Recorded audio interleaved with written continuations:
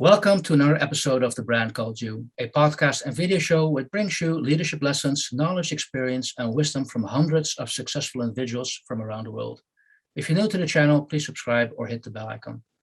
I'm your host, Frits Bussemaker, and today I'm delighted to have as our guest Carlos Sentis. Hey, Carlos, welcome to the show. Thank you very much. It's a pleasure to be here. Yes. Allow me to introduce Carlos a little bit more.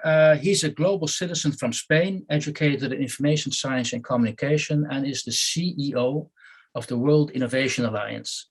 That's his main role, but next to running the World Innovation Alliance, he's part of the World Humanitarian Forum, presidential advisor to the European Union for Jeune, a global shaper of the World Economic Forum, a lecturer at over 16 universities, Vice President Impact Innovation at the Ariel Foundation International, AI World Society Young Leader, and I think the list isn't even finished.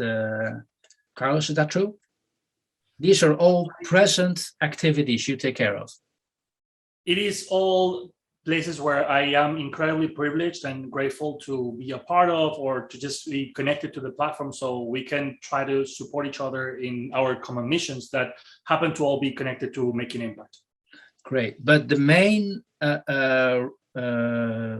task you've taken upon yourself is to run and set up the World Innovation Alliance. Yep. Please take the audience to what is that? What do you do with that? Great. Well, first of all, thank you so much for the opportunity. I'm really happy to connect with you. We have a lot in common and so much to share. So it is a privilege to be a part of this as well. And I will start by just saying that this is a good initiative, and also knowing people from all over the world and connecting minds and allowing people to get to learn from experience of other people is really something valuable. So continue doing this great work. And what we're doing in WIA is basically bringing together companies, institutions, and remarkable individuals from different sectors, from more than 150 different countries that want to make a difference, that want to make the world a better place in a practical way. So what we do is we find and apply specific scalable solutions using technology, using innovation, using different frameworks of collaboration between different types of stakeholders. We do policy reform, advisory, and what we're trying to do basically is just look for what are the best ways to solve the problems that are affecting the most people in the most negative way, and in a way that can be as easily implementable and as as I would say as effective as possible, right? So we measure KPIs, we do our impact assessments and viability assessments to try to look for the solutions that are going to require the least investment, the least support, the least agreement, that can be deployed as fast as possible. That is quite an ambitious goal you've set with the World Innovation Alliance. Now, you just described what it is, but how did you set it? Why did you set it up? What triggered you? We need this organization. Well, it's the first time I'm asked this question, right? Why do we need this organization? And I really like it because it has been a real process of trying to answer a lot of questions, both in my life, but also questions about the world and questions about the types of organizations that we have. And I do believe in the potential of all of us to make an impact. And I also believe in the incredible amount of resources that we have, the talent, the time, the effort, the skills of millions of people all over the world, and also the incredible contributions of many organizations. I just happen to think that there are optimal paths to utilize all those resources that have not been deployed yet. I see that we could coordinate better and use better the solutions that exist, or create new solutions and go and try to implement them with the support of the public and private organizations, but also with individuals. So the why is, I see solutions, I see people that are willing to help but don't know what they can do, how to do it, or they don't have enough incentives to do so. I see incredible opportunities everywhere, and yet it seems that we continue doing endless debates about what could be done when it is very clear what needs to be done, and we can't do it. And I see that we are in need of someone, and I think there's different organizations doing that, and we're trying to be a part of that, is able to actually connect the dots, right? We live in silos. We have careers that are normally devoted to one particular branch, one specialization. We think that we're only that, and I don't believe that for a second. But also our organizations, you have governments and you have specific departments within those governments, you have media outlets, you have companies, and every one of them is pretty separated from the rest. Right? And normally you work in your own sector, your own industry. What we see is that there's a huge potential if you bring together different departments of an organization, if you bring together companies of different specializations, of different verticals. When you put together the public and the private sectors, there's a lot that can happen. But normally we also see that there lacks an executive branch. So you have committees and debates and events, but it is important to have someone that is responsible for executing and that can gain something of executing. And lastly, public and private is important, but then what about our citizens? I think one of the reasons why we're so disenchanted and so, I would say, disengaged from the political process and democracy is because we are not really a part of the process. And I think it is pretty easy to change that if we allow for citizen engagement in meaningful ways, because our citizens want to do something else than just vote or just expressing your opinion freely. Many individuals in our cities, in our countries, would like to be a part of the solution. They would like to improve their country or their city, using their time, using their effort, their contacts, but they're not activated, right? So it's because we see problems that affect us, that make the world incredibly challenging, especially for people in need all over the world. We see solutions, we see people, talent, organizations, and we think that it would be useful to connect all that in a coordinated way and put some focus in the priorities that could potentially help to improve the lives of as many people as possible. And we do that with a very clear, I would say, mission of improving and expanding access to health, education, and economic development. Those are our main areas. There's 17 UN SDGs. We just want to make sure that we can help people have better education, because that can help dramatically in many aspects. Health is absolutely vital, both physical and mental, and economic development. Without that, all the rest can collapse as well, or never gets to be developed. Carlos, let me stop you there and ask you a question based on something you just mentioned, the UN SDGs, the Sustainability Development Goals. Yep. I mean, I'm picking up a lot of passion and energy to execute on these ideas. But somewhere in your life, seems like you made a choice like, I'm going to do this myself. Because the other choice could be, I'm going to knock on the door with the European Commission or the World Economic Forum and say, look, guys, can I help? So why did you make that choice to set something up new, where you could also go to United Nations to say, look, I want to help? So why that choice? It is a great question. I'm actually doing that as well. Yeah. So everything that we do is absolutely open for everyone. And we want to not only be inclusive in terms of race, we have people from all races, we have all religions, we have all ages, because we have people that are 11-year-old, people that are working for children's rights, for example, or climate activists that are 9 years old. We have retired people, veterans, people that are retired from the military. So we have all sorts of people, but also we are absolutely welcoming to all sorts of organizations. And we believe that the whole point is that we have more multi-stakeholder collaboration. And I don't care if they are under an WIA project, if we do a project together, if I do it as Carlos, as an advisor, if I help in any way, I really don't care. Many times what we're doing is actually designing solutions and advocating for them. And we're sharing them for free. And they may mention us, they may not mention us, and we don't really care about that. The whole point is, how can I make the best possible impact in the world before I die, right? What is the potential that I have as an individual? What can I do? What vehicles can I use to actually maximize the impact that I create in the world before I leave? And so the answer to that question is, well, it seems to me that I'm going to need a vehicle. I'm going to need something that allows me to not only just be Carlos, but that we have more people that can be activated, that we can collaborate with each other, right? So, okay, it seems that it is useful to have more people. It is useful to have an organization. And what we're doing is we're trying to create as many different divisions as we need in order to fulfill our vision. And so we have many different divisions. I'll end up in a second, but what we have is different branches that allow us to collaborate with different types of organizations or to solve different types of problems. And we don't need to be totally active all the time in every field, in every part of the world, but we rather be flexible and able to either advocate for solutions or implement solutions. And we're always going to be looking at what are the capacities that we have and how far can we get. Every time we're going to invite all the UN agencies, the European Union, governments of countries, media, and even celebrities and influencers and volunteers and students. We believe everybody has a role.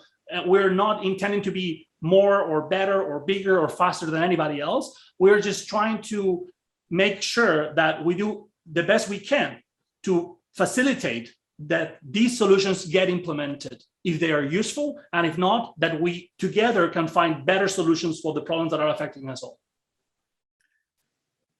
Got that.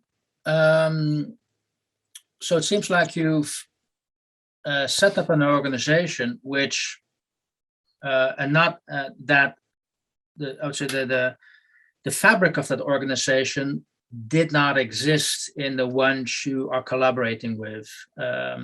So, because it also rings me a bell, brings a question to me. To what extent would somebody from the UN or other organizations you invite to participate not say, well, look, we already have this. Why would we work with you to make this happen? So how can you get them on board that they actually join? Well, first of all, we don't expect that anyone joins anything. We're just trying to solve problems or help other people to solve problems, right? So the collaboration opportunities are endless. We can either find solutions together, share solutions with them, develop projects for them as consultants. We can collaborate as, create a partnership and do projects as two organizations working together. There's a million ways, and we don't need to go against what is the normal procedure of an organization to actually do what we want to do. We have no expectations, but we're trying to become useful. And in order to become useful, we're trying to do things that other people have more difficulties to do, right? First of all, because we are not a government, which means that we have certain freedom that other organizations don't have. International organizations that have member states have as well different limitations, and they are incredibly powerful, and they are doing incredible contributions. And we are just very happy that these institutions exist, that our development in society for the last centuries, and especially the last decades, the way these organizations have been able to provide so much value to make things better is remarkable. So we are just incredibly grateful for their service. And what we propose is that when we have a project where we are going to be executing without any restriction, we're just going to go and do something that is useful. And if they want, they can be a part of it in any way, because it can be beneficial for them, because we share the same goal, and we are never going to try to have even the audacity to say that we are more important than anyone else. We don't want to be important. We just want to be useful. And so because we're going to launch very effective projects, we're connecting different technologies that can have massive effects. We're going to connect many different, not only experts, but also public and private organizations that have enormous resources. Because we're going to have all that, it's just an asset that we put at their disposal, and we can work together in whatever capacity they want. But again, it's always going to be, we execute projects and we allow them to be a part of, or we can execute projects for others as well. Got that. So what I'm picking up, the uniqueness is what you're doing is actually connecting the silos. We are trying to connect silos, and we're also trying to be very practical. because one of the problems that we see, and this is not with any organization, it's just the normal way we function, is we spend way more time doing events and reports and talking about potential problems or situations and than the time that we spend actually implementing them. And the reason for that is because we have to determine very clear roles for everyone, right? When you create an organization, you have a very clear role, and if your role is assessing something or analyzing something or just doing events, connecting people, whatever the role is, you don't have to expect them to do something else, right? That's fine. Now, there is no body or there's no company or there's no institution that we have seen whose role is to execute projects directly regardless, right? We haven't seen that, and we haven't seen anyone that is actually saying, okay, sometimes what we need is a new policy, sometimes what we need is education, sometimes what we need is a new technology, sometimes what we need is something else. We haven't seen someone that is so multidisciplinary. And you may say, well, that is trying to cover too much. And the reality is that what we only cover is trying to identify solutions and connect solutions with the potential organizations or people that could implement those solutions. So we are just assessing, designing solutions, and we are just trying to push those solutions. The fact that there's many different sectors involved, I think reflects the diversity of resources that we all have available that normally we neglect because they are not part of our industry or they're not part of our mandate in our specific department or specific division of the government body that we're working for. So what are the challenges to execute on these ideas in your CEO role? What are the main challenges on a day-to-day basis? Problems are incredibly complex, and we're talking about large problems. When you talk about health issues, and not only COVID, but as well, problems are incredibly complex. So what we're just trying to do is try to simplify or break down big problems into smaller tasks and give call to actions that are specific. Now, but the question is, how do you actually solve a problem in a way that not only do you end the problem, but also that it doesn't reappear later, or that it doesn't generate unintended negative consequences that you actually didn't think of. So solving problems is incredibly difficult, and that's why it is so much easier to talk about problems than to actually try to solve the problem. But there's a lot of people and a lot of entrepreneurs, a lot of organizations that are actually implementing solutions, right? So what are the difficulties? Well, everything is difficult. It is difficult to even start working on projects that could solve problems. It is difficult to bring together different organizations. It is difficult to determine what is exactly the right problem to focus on, what are the best solutions to deal with it. It is difficult to deal with the operations of it, but also it is difficult to raise money and to actually have, I would say, the enough agreement around the problem, the solution, the strategy, and the actual project. Right. So, for example, you have an obvious need in education to deliver skills training. Right. There's 50% of jobs are going to change. More than 200 million people are unemployed. Companies are not finding the talent that has the skills that they're looking for. It's obvious that there's something to be done with education. Right. And so we have amazing schools and universities, and we have business schools, and we have training resources online. But seems that a lot of people are not really learning the skills that they need as fast as they need, right? So we're proposing several solutions that basically leverages all what we have and try to distribute as fast as we can. So the problem that we face, I'll finish in a second. Yeah. So the biggest problem that we face is not what skills are useful. That's pretty clear. It's not how to train on skills that are useful. That's not a problem. Is, do we have the right technology to do that? Absolutely. Can we even print books for people that don't have access to the internet with practical skills that could help them find economic opportunities? Yes, we have. Now, what is the biggest problem is that we have this inertia from the education system, from governments, from our societies that just think that the education problem is a matter of let's try to basically give more master's degrees or more scholarship.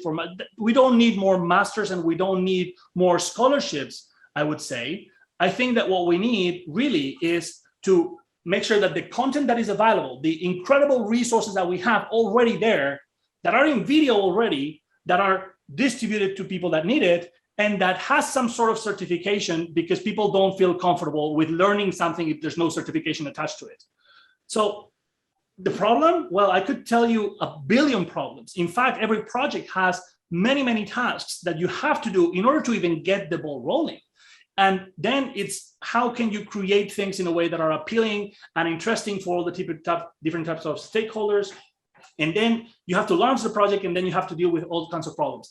Now, it would be impossible if it wasn't because most of the things that we're proposing and most of the solutions that are being implemented have been implemented in the past.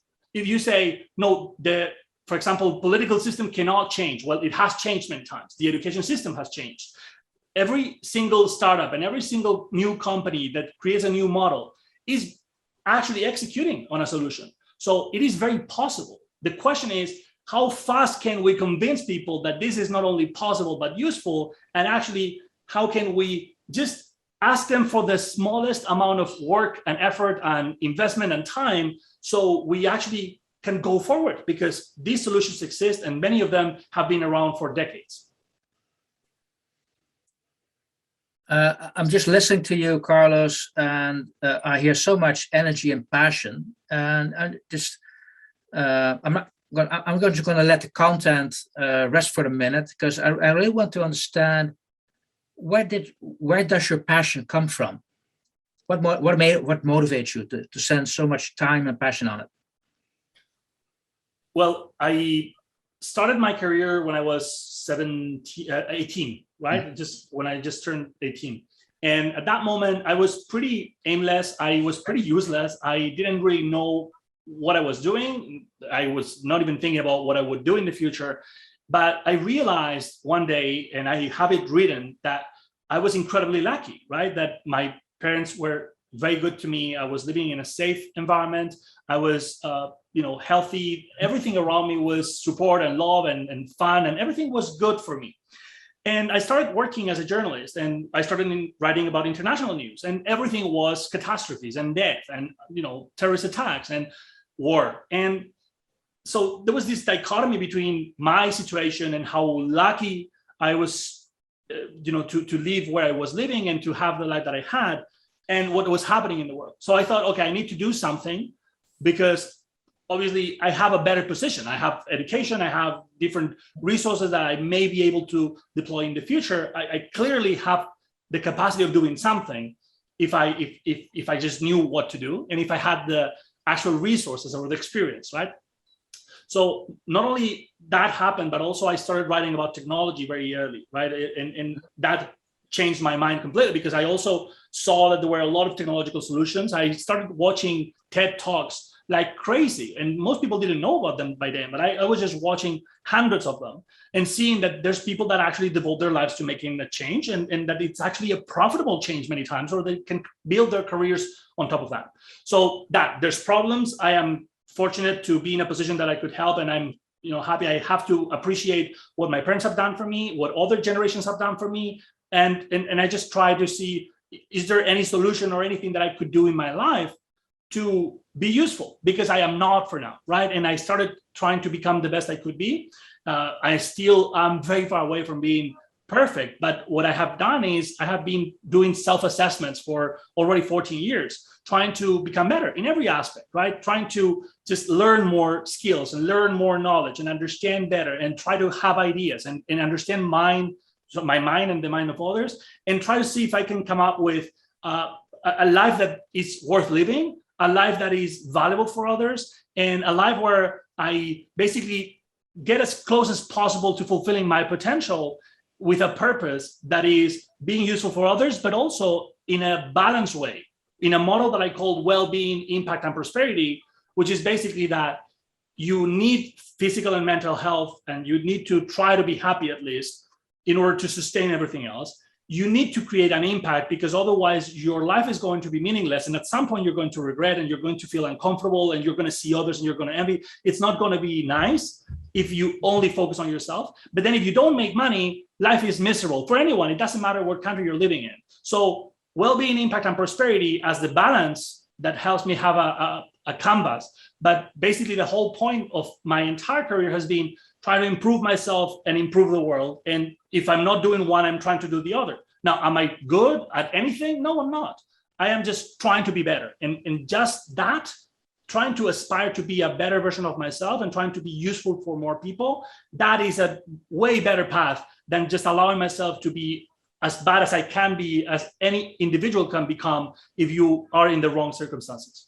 And so I'm trying to, be as similar to that as possible. Now, I think it is very difficult because not only he was incredibly intelligent, he was a political analyst, he was, advisor, he was advising politicians when he was 23 years old on how to run elections in Spain or how to win elections. So he was incredibly talented, but also he put so much work. He was working in 3 different works at the same time while studying 2 different careers, right? He was doing politics and information sciences. So that example alone has been basically everything that I have needed to know what was right and what was not right? Not only because of the professional side, but also because of the way he treated people and how empathetic he was and how kind he was. And he never asked for anything for anyone. So that example. And then there's a billion inspirations that I have. I am inspired by TED and everybody inside of it. I am inspired by the World Economic Forum, by the United Nations. I am inspired by the Red Cross. I am inspired by individuals like Tony Robbins or other people that are working incredibly hard to help other people to have a better life. And lastly, things like Khan Academy, where you have a system with content that allows millions of people to learn for free. Those things that are not only beautiful models, but are so practical and working so well already, are things that inspire me to not only do my best and put a lot of effort into it, but also to see what is possible and what is not, or what at least has been clearly established as possible because these people are doing it. All that gives me a lot of references. And then I just try to combine it all to say, well, knowing everything that there is, knowing the problems that I am aware of, knowing my capacities and my limitations and my flaws and my tendencies, what should I do in order to do something valuable with my life that could also allow me to live because I need to eat and I have to pay bills, and that can also be something that I enjoy doing as much as possible, and that hopefully does not kill me too soon.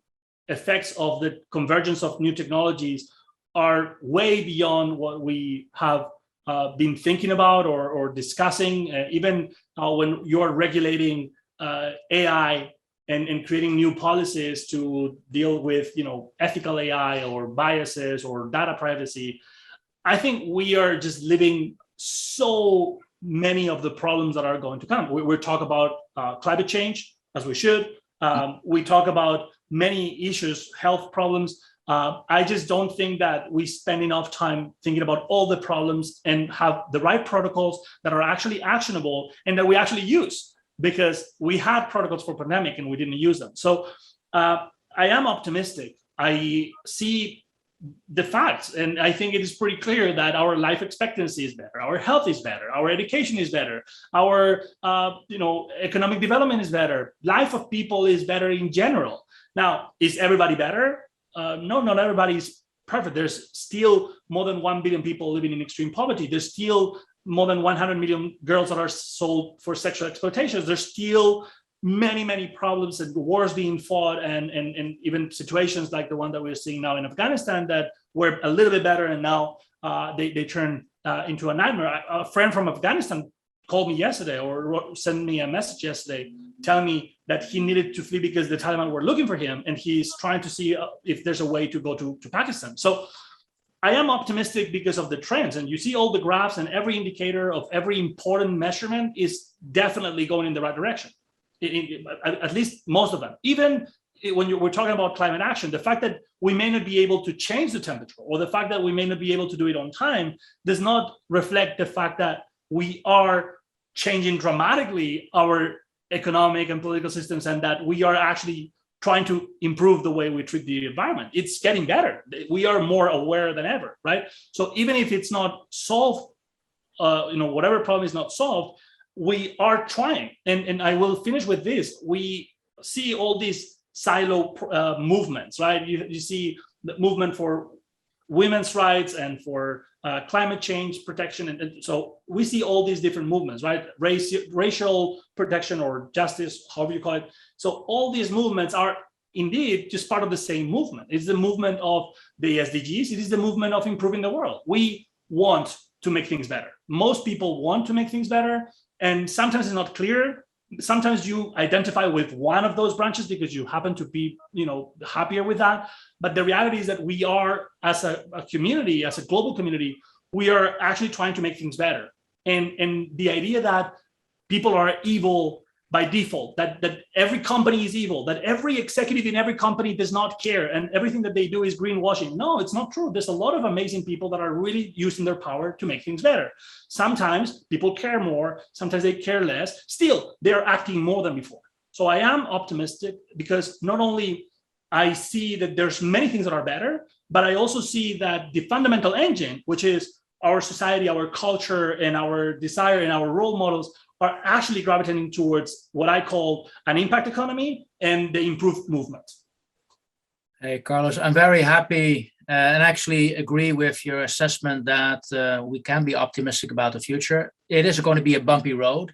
And I see your purpose in life in helping to take away those bumps as much as possible to get there.